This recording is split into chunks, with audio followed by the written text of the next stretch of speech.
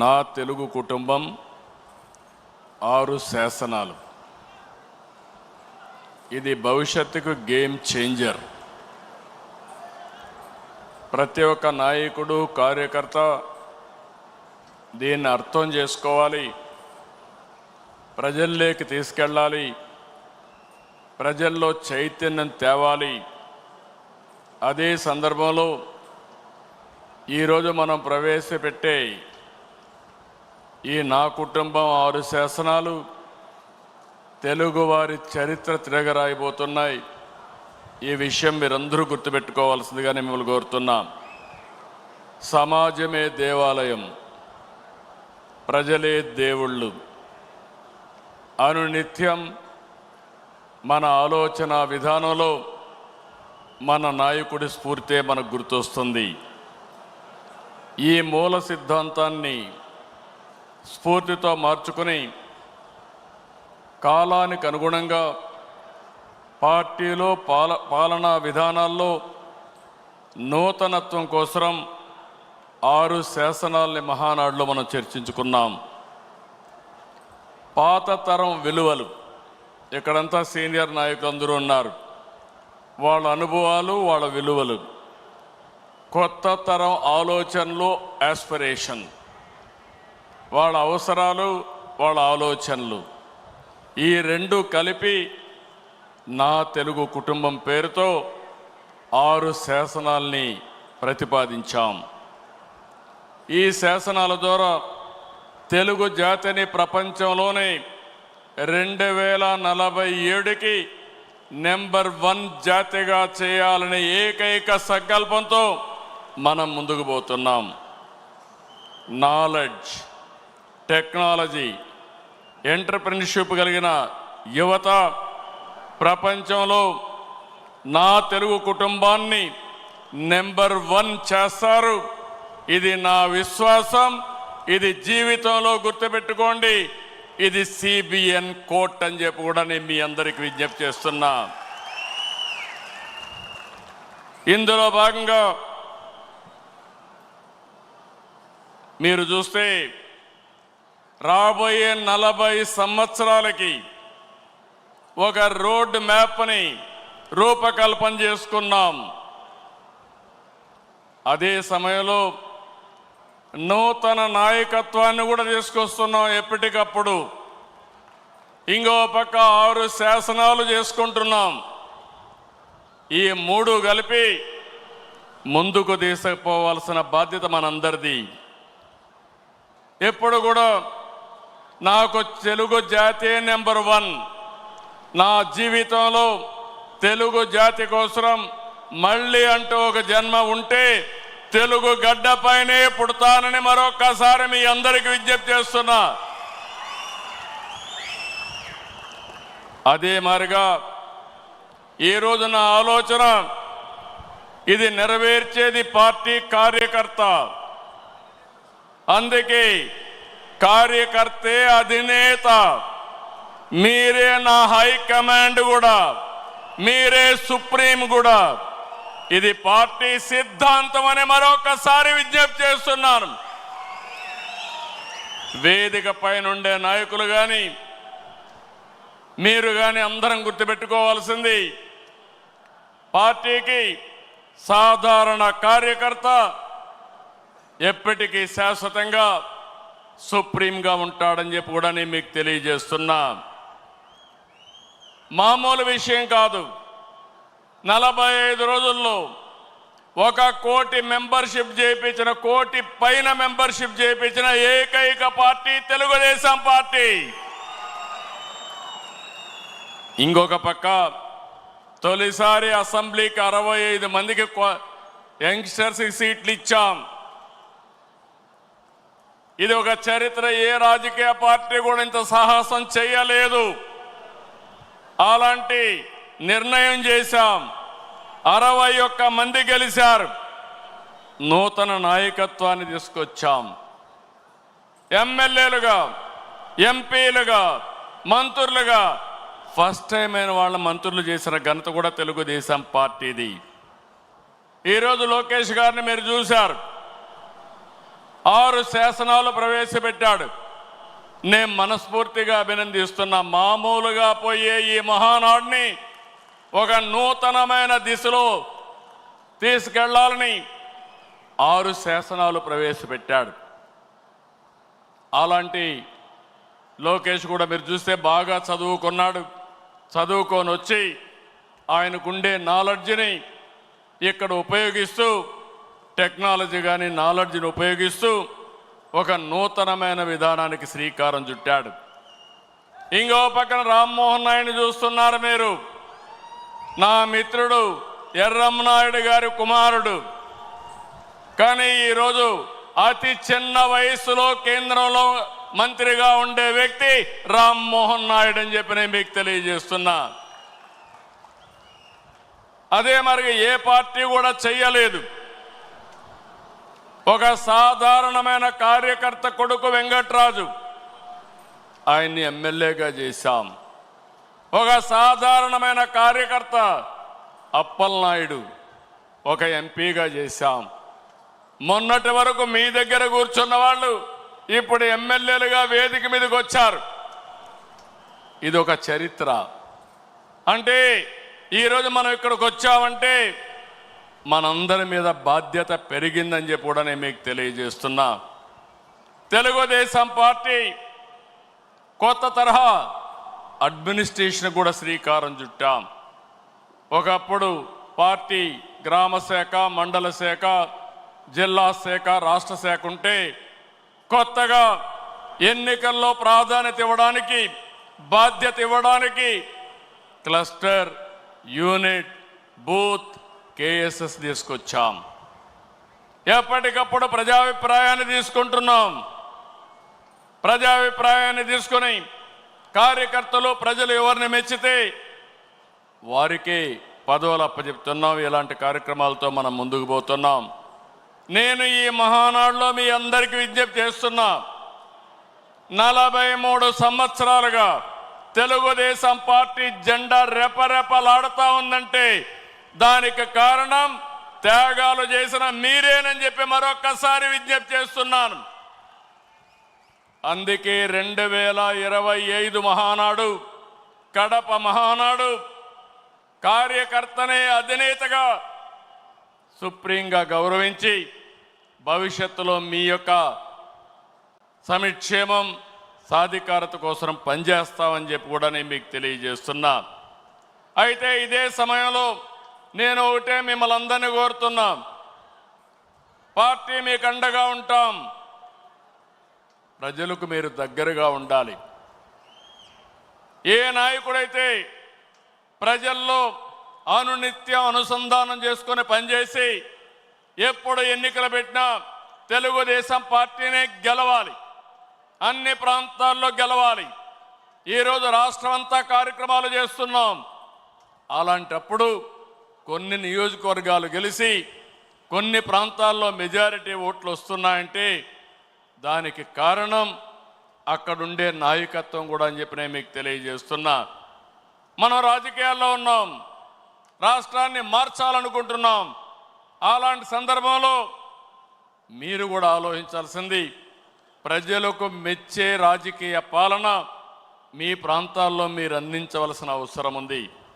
ఏ కష్టం వచ్చినా మీరు అండగా ఉండాలి, తోడుగా ఉండాలి. అవసరమైతే నాయకత్వాన్ని అక్కడ అడిగి గట్టిగా 10 సార్లు తిరిగి మీరు ఆ సమస్య పరిష్కారం చేసే బాధ్యత మీరు తీసుకోవాల్సిందిగా నేను కోరుతున్నా. ఇంకొక పక్కన నేను ఒకటే మిమ్మల్ని అందరినీ కోరుతున్నాను, మనం కొన్ని జాగ్రత్తలు కూడా తీసుకోవాలి. నేను ఎప్పుడు కూడా చాలా జాగ్రత్తగా ఉంటాను. ఈ కడప గడ్డలో చెప్తున్నా, వివేకానంద రెడ్డి మర్డరు నాలాంటి నాయకుడినే మోసం చేయగలిగారంటే తెల్లవారితో నిద్ర లేస్తే ఒక అసాక్షి పేపర్ ఒకటి ఉంది, టీవీ ఒకటి ఉంది. గుండెపోటుతో వివేకానంద రెడ్డి గారు చనిపోయారు. అందరి మాదిరిగా నేను కూడా నమ్మాను. అంతవరకు ఎప్పుడు కూడా నేను వేరే కోణంలో ఆలోచించేవాడిని. ఎన్నికల బిజీలో నమ్మితే సాయంత్రానికి మలుపుల మీద మలుపులు, గొడ్డలితో మెదడు కూడా బయటొచ్చి అంత చిన్నాభిన్నమైపోయి రూమంతా రక్తం ఉంటే అలాంటిది కడిగేసి ఏమీ జరగనట్టు గుండెపోటుతో రక్తం వచ్చి గోడలన్నీ కూడా తడిచిపోయాయని చెప్పగలిగారంటే ఎలాంటి వారితో మనం పోరాడుతున్నాం ఒక్కసారి ఆలోచించుకోవాల్సిన అవసరం ఉంది. సాయంత్రానికి మలుపులు తిరిగి రెండో రోజున నారాసుర రక్త చరిత్ర నా చేతిలో కత్తి పెట్టి నా మీదనే నెపవేసే పరిస్థితికి వచ్చారంటే కెన్ యూ ఇమాజిన్ అని చెప్పి నేను మిమ్మల్ని అడుగుతున్నా. అర్థమైందా మీకని అడుగుతున్నా. అర్థమై ఉంటే చేలు పైకెత్తమని చెప్తున్నా. అలాంటి కరుడు గట్టినటువంటి నేరస్తులతో రాజకీయం చేస్తున్నాం. అందుకే నిన్న ఒకటి జరిగితే వీరయ్య చౌదరి, సంతనూతలపాడు, పల్నాడు హత్యలు జరిగాయి. హత్యలు జరిగితే నాకు అనుమానం వచ్చింది. ఇప్పుడు నేను ఎవరిని నమ్మడం లేదు.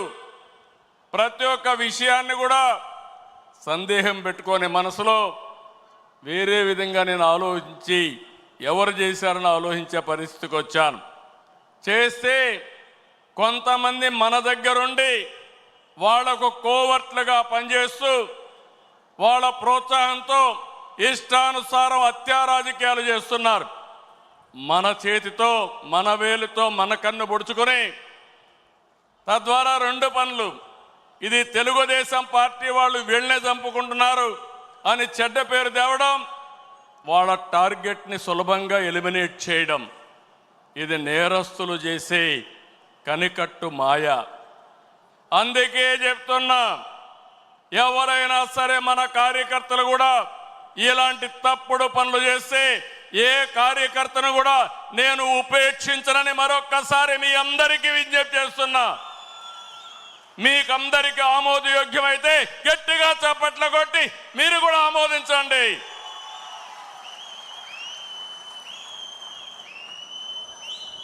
నేరస్తులు కబద్దార్, నా దగ్గర మీ ఆటలు సాగనివ్వను. ఇది ఒక హెచ్చరిక. కోవర్ట్లు మన దగ్గరికి పంపించి ఆ కోవర్ట్ల ద్వారా మీ అజెండా నెరవేర్చుకోవాలనుకుంటే ఇది మీకు సాధ్యం కాదు. అందుకే మిమ్మల్ని అందరినీ కోరుతున్నా, వలస పక్షులు వస్తాయి, వలస పక్షులు పోతాయి, కానీ నిజమైన కార్యకర్త శాశ్వతంగా ఉంటాడు. ఆ విషయం మనందరం గుర్తుపెట్టుకోవాల్సిన అవసరం ఉంది. పార్టీ బలోపేతం కావాలి.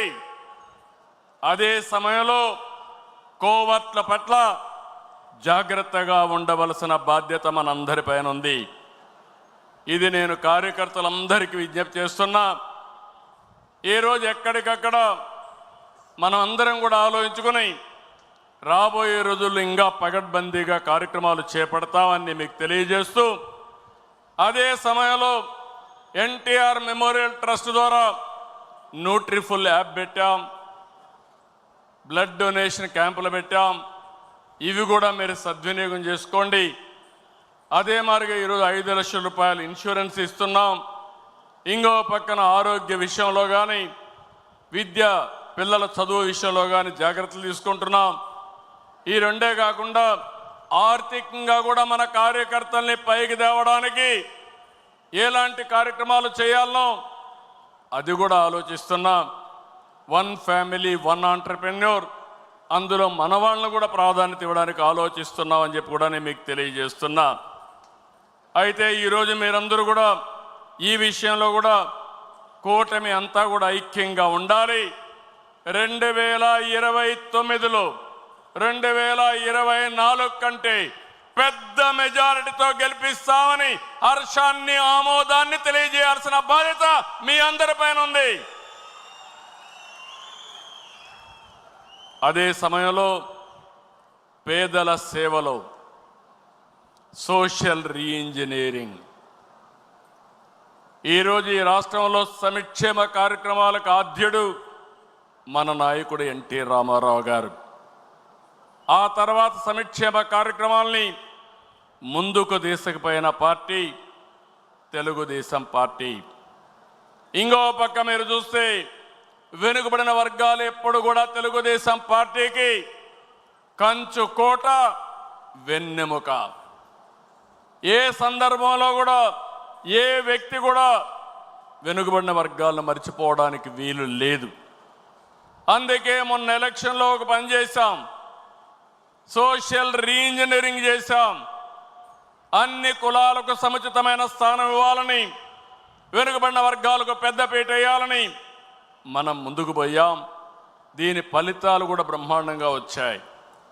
నేను పార్టీలో కూడా మిమ్మల్ని అందరినీ ఒకటే కోరుతున్నాను, జనాభా దామాషా ప్రకారం అన్ని కులాలకు అన్ని మతాలకు అందరికీ గౌరవం ఇచ్చే పరిస్థితి రావాలి. దీనివల్ల ప్రజల్లో విశ్వాసం పెరుగుతుంది, పార్టీకి లాభం వస్తుంది, భవిష్యత్తుకు కూడా ఎన్నికల్లో గెలవడం కూడా ఈజీ అవుతుందని చెప్పి కూడా నేను మీకు తెలియజేస్తున్నా. ఇంకో పక్కన మీరు చూస్తే బడుగు వర్గాలకి బలహీన వర్గాలకు మనం దగ్గరగా ఉండాలి.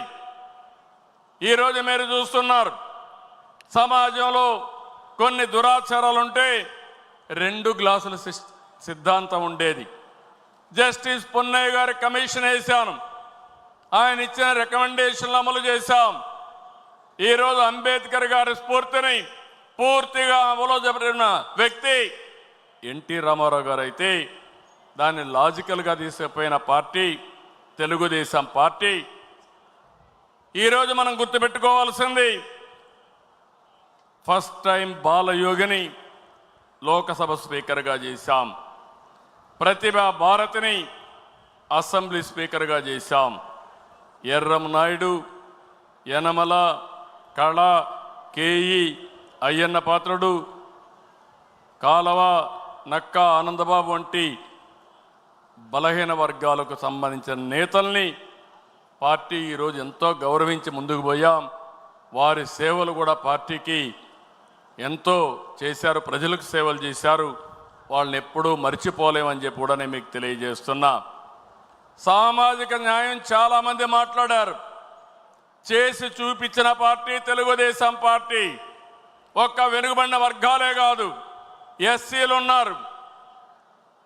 ఎన్నో సంవత్సరాలుగా ఆందోళన చేస్తూ ఉంటే మాలా మాదిగా కేటగరైజేషన్ ప్రవేశపెట్టిన పార్టీ 1996లో ప్రవేశపెట్టిన పార్టీ తెలుగుదేశం పార్టీ. దాన్ని కాపాడలేకపోతే మళ్ళీ సుప్రీంకోర్టు పోయి కొట్టేస్తే మళ్ళీ 7 బెంచ్ సుప్రీంకోర్టులో మళ్ళా ఇది సాధ్యం అని చెప్తే 96లో చేసిన వర్గీకరణ 2025లో తిరిగి చేసే అవకాశం వచ్చిందంటే అది తెలుగుదేశం పార్టీ సామాజిక న్యాయం, పేదవాళ్ళ పట్ల ఉండే అభిమానం. ఇలాంటి చాలా చేశాం. ఇది కాకుండా సెన్సస్ తీస్తున్నారు క్యాస్ట్ వారిగా, ఇది రైట్ డైరెక్షన్. నేను కేంద్రాన్ని అభినందిస్తున్నా.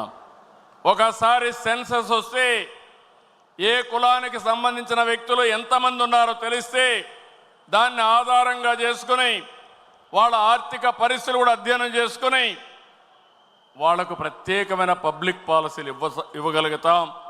దీనివల్ల ఎంతో మేలు జరుగుతుంది. ఇదే సందర్భంలో ఇక్కడుండే మిమ్మల్ని అందరినీ నేను కోరేది, జనాభా ఒకప్పుడు నియంత్రణకు పోయాం, ఇప్పుడు జనాభా ప్రమోషన్ కింద పాపులేషన్ మేనేజ్మెంట్ కింద మనం మాట్లాడుతున్నాం. ఇది కూడా చాలా అవసరం.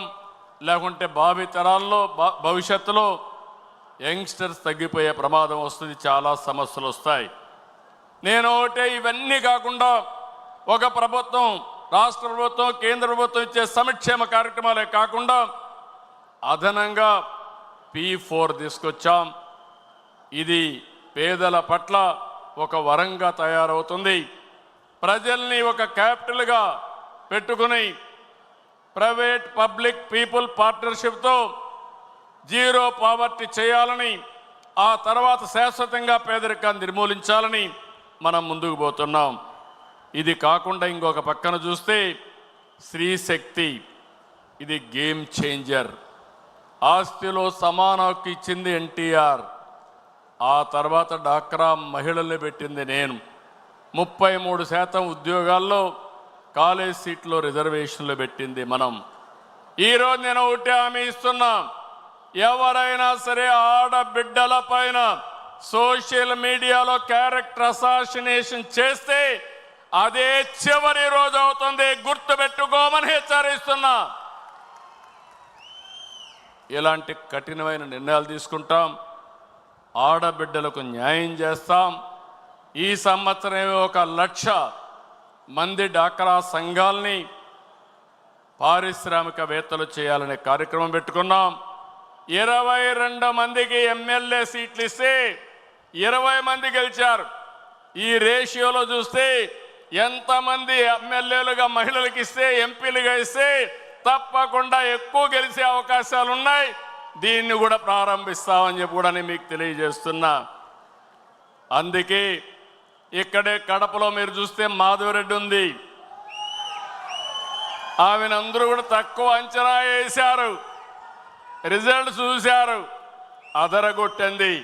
అదే మహిళా శక్తి అని చెప్పి నేను మీకు తెలియజేస్తున్నా. ఈరోజు నేను ఒకటే మీ అందరికీ హామీ ఇస్తున్నాను, ఇప్పటికే చాలా కార్యక్రమాలు చేశాం, మళ్ళీ హామీ ఇస్తున్నా.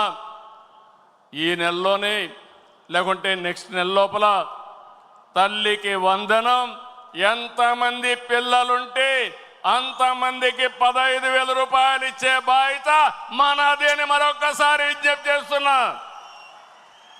ఇంకొక పక్కన ఆగస్టు 15 నుంచి ఉచిత ప్రయాణం మా ఆడబిడ్డలకు కల్పించే బాధ్యత నాదని మేము అందరికీ విజ్ఞప్తి చేస్తున్నా. ఇప్పటికీ దీపం కింద కనెక్షన్లు ఇచ్చా, 3 సిలిండర్లు ఉచితంగా ఇస్తున్నాం.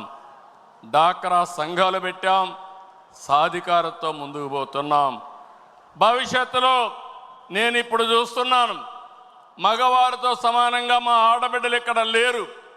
ఆ రోజు తొందరలోనే వస్తుంది, మగవారి కంటే ఎక్కువ మంది మహానాడులో మా ఆడబిడ్డలను చూసే రోజు తొందరలో వస్తుందని మరొక్కసారి విజ్ఞప్తి చేస్తున్నా.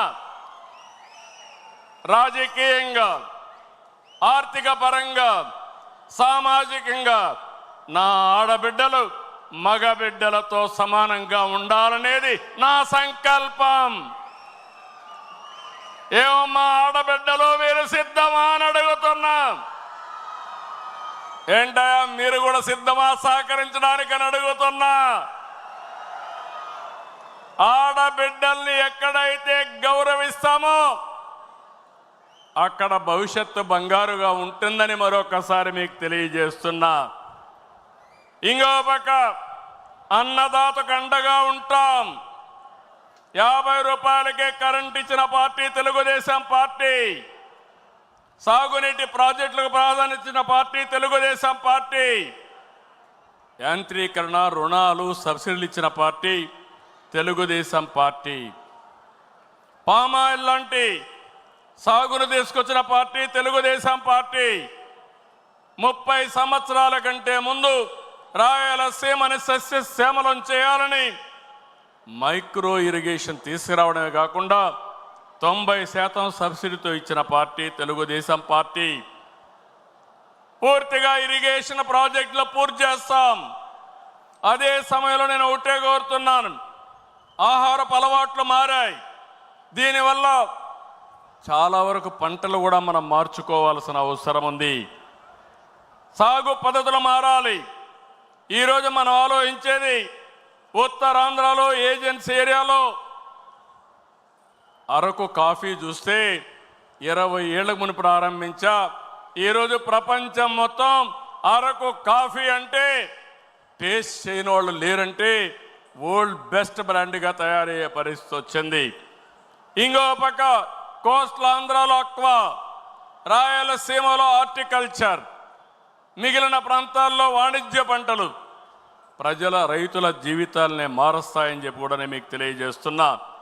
ఉత్తరాంధ్ర ప్రాజెక్టులు పూర్తి చేస్తాం, పోలవరం పూర్తి చేస్తాం, సీమలో ఉండే ప్రాజెక్టులు పూర్తి చేస్తాం. పోలవరం బనకచర్ల పూర్తి చేసి రాష్ట్రం మొత్తం సస్యశ్యామలం చేసే బాధ్యత మనం పెట్టుకుంటామని చెప్పి నేను మీకు తెలియజేస్తూ, అన్నదాతకు ఇవ్వాల్సినటువంటి 20,000 రూపాయలు కేంద్రం ఇచ్చేటప్పుడు మన వాటాగా 3 విడతల్లో వాళ్ళ అకౌంట్లో జమ చేసే బాధ్యత ఈ ప్రభుత్వానిదని చెప్పి నేను మీకు తెలియజేస్తున్నాను. రైతుల పంటలకు లాభసాటిగా గిట్టుబాటు ధర ఇప్పించే బాధ్యత తీసుకుంటాం. దీంతో మనం ముందుకు పోతామని చెప్పి కూడా నేను విజ్ఞప్తి చేస్తున్నా. ఇకపోతే యువశక్తి నిర్వీర్యం చేశారు. ఒకటే హామీ ఇస్తున్నా, యువశక్తి నిర్వీర్యం కావడానికి వీలు లేదు. అలాంటి శక్తిని మీరు చూస్తే, నేను జైల్లో ఉన్నప్పుడు అకారణంగా జైల్లో పెడితే దగ్గర 100 దేశాల్లో 52-53 రోజులు రాజీ లేని పోరాటం చేశారంటే అది నాకు వాళ్లకు నా మీద ఉండే అభిమానం. అందుకనే ఈరోజు నేను ఒకటే ఆలోచిస్తున్నాను, మన యువత ప్రపంచంలో నెంబర్ 1గా చేసే బాధ్యత ఈ ప్రభుత్వాన్ని. డిఎస్సి, ప్రైవేటు ఉద్యోగాలు, గవర్నమెంట్ ఉద్యోగాలు ప్రపంచానికి సేవలు చేసే విధంగా వాళ్ళలో తెలివితేటలు పెంచి ఆంధ్రప్రదేశ్ రాష్ట్రాన్ని ప్రపంచానికి ఒక హబ్బుగా తయారు చేసి ఈ సేవలు అందిస్తామని చెప్పి కూడా నేను మీకు తెలియజేస్తున్నా. ఫైనల్గా ఇవన్నీ కలిపి తెలుగు జాతి విశ్వఖ్యాతి, తెలుగు జాతి రాబోయే రోజుల్లో ఏ ఆంధ్రప్రదేశ్కో లేకుంటే తెలంగాణకు పరిమితం కాకుండా ప్రపంచంలోనే విశ్వఖ్యాతి తీసుకొచ్చే విధంగా వాళ్ళని ముందుకు తీసుకెళ్తామని చెప్పి నేను మీకు తెలియజేస్తున్నాను. ఈరోజు మీరు ఒక్క విషయం ఫైనల్గా చెప్తున్నాను, మనమందరం వచ్చింది దీని ద్వారా అనేక మార్పులు వచ్చాయి. ఈరోజు 25 సంవత్సరాల కంటే ముందు ప్రారంభించిన ఐటీ మన వాళ్ళు ప్రపంచమంతా వెళ్ళి ఈరోజు ఏ దేశానికి పోయినా హైయెస్ట్ పర్ క్యాపిటా ఇన్కమ్ ఎవరు సాధిస్తున్నారంటే తెలుగువాడు సాధిస్తున్నాడు. అది మనందరికీ గర్వకారణం అని చెప్పి నేను మీకు తెలియజేస్తూ ఈ ఉద్యమాన్ని ముందుకు తీసుకెళ్తాం, ఇంకా తీవ్రం చేస్తాం. ప్రపంచంలోనే తెలుగు జాతి అగ్రస్థానంలో ఉండేది చేస్తాం. దానికి నా తెలుగు కుటుంబం 6 శాసనాలు ఒక గేమ్ చేంజర్గా తయారవుతాయి. మీరు అర్థం చేసుకోండి, మీ మెదడుకు పదును పెట్టండి, మీ ఆలోచనలు కూడా ఇవ్వండి. దీన్ని లాజికల్గా తీసుకెళ్ళి శాశ్వతంగా తెలుగు ప్రజల గుండెల్లో తెలుగుదేశం పార్టీ ఉండేట్టుగా చేద్దామని చెప్పి తెలియజేసుకుంటూ ఈ తీర్మానాన్ని ప్రవేశపెట్టిన అందరికీ పేరు పేరున అభినందనలు తెలియజేసుకుంటూ దీన్ని ఆమోదించవలసిందిగా మిమ్మల్ని అందరినీ కోరుతూ గట్టిగా చప్పట్లు కొట్టి హర్షాన్ని ఆమోదాన్ని తెలియజేయాలి. ఇది చివరి వరకు మీ ప్రాంతంలో ప్రతి ఒక్కరికి అర్థమయ్యేట్టుగా చెప్పే బాధ్యత మీదేనని చెప్పి మరొకసారి తెలియజేసుకుంటూ, చెప్పడమే కాదు అమలు చేసే బాధ్యత కూడా మీదని చెప్పి కూడా విజ్ఞప్తి చేస్తూ సెలవు తీసుకుంటున్నాను.